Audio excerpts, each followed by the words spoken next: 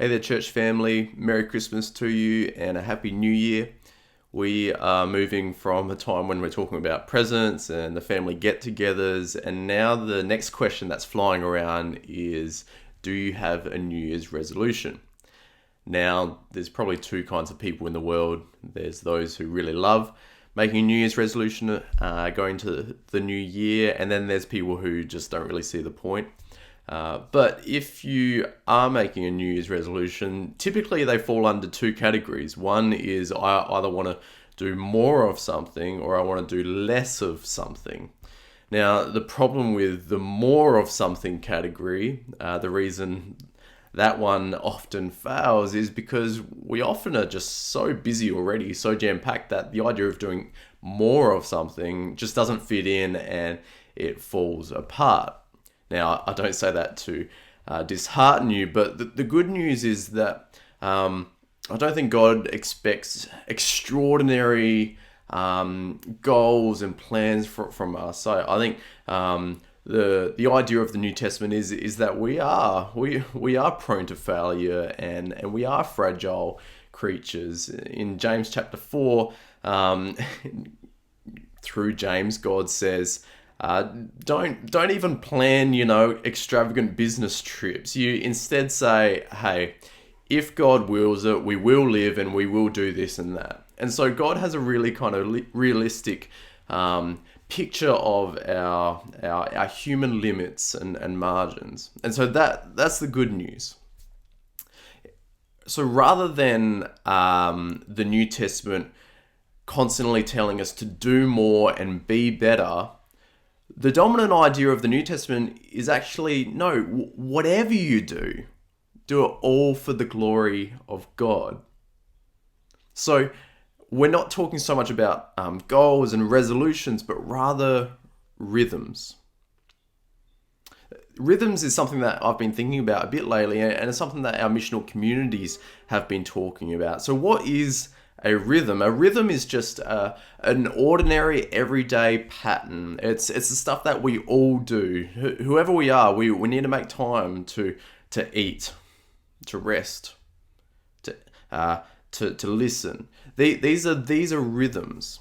And the good news is part A is that this is something that anyone can do. Anyone can take these rhythms and make the most of it for the sake of God's kingdom and to be an effective follower of Jesus. B, it's an acronym, so these rhythms are easy to remember. These 5 rhythms spell out the word bless. I've written it down for our visual learners. Bless. B.L.E.S.S. So each of these letters, they stand for a different rhythm, which is just part of our weeks.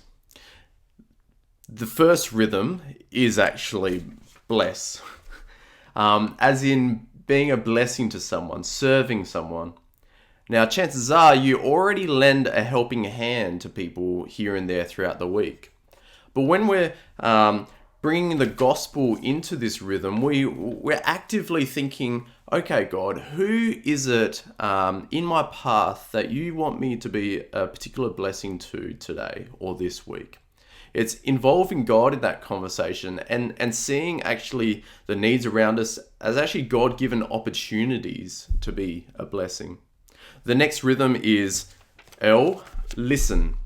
Now, we all need to listen every day. Hopefully, you're practicing this rhythm right now. Listen.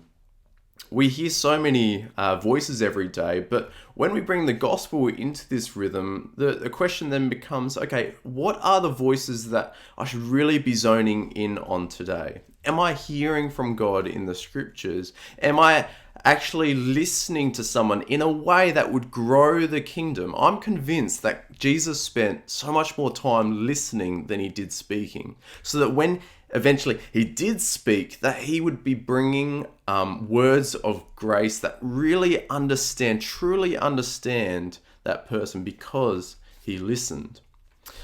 The letter E stands for eat.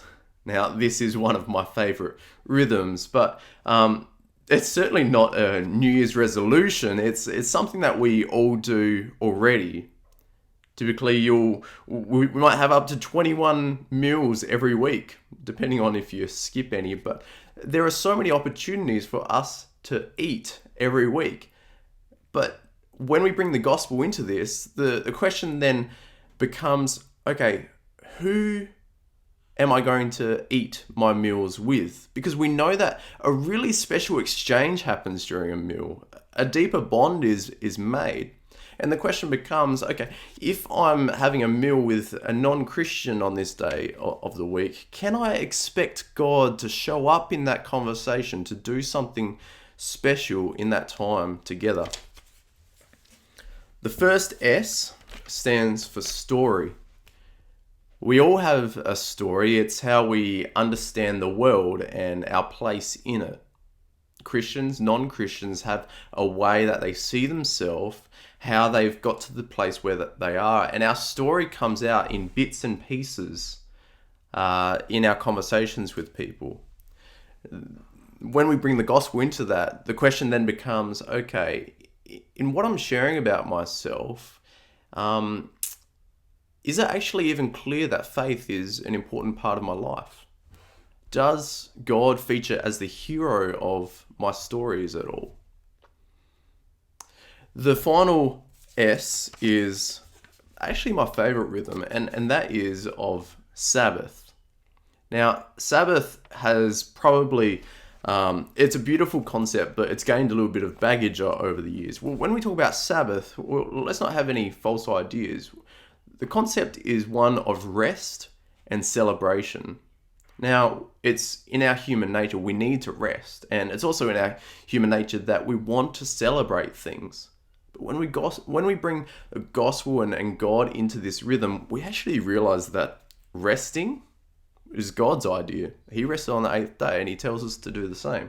Celebrating is again God's idea. He loves to party. So many times throughout the history of Israel, he told them to have a festival for this, to celebrate that, to remember this. And so this is actually a rhythm that we can bring the gospel into and make God a part of. These are things that aren't adding stuff into our weeks. Rhythms are things that we already do.